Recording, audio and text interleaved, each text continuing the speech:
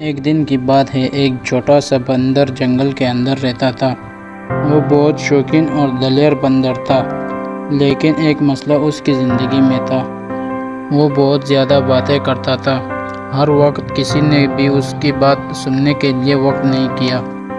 ایک دن وہ اپنے دوستوں کے پاس گیا اور بہت ساری باتیں کرنے لگا۔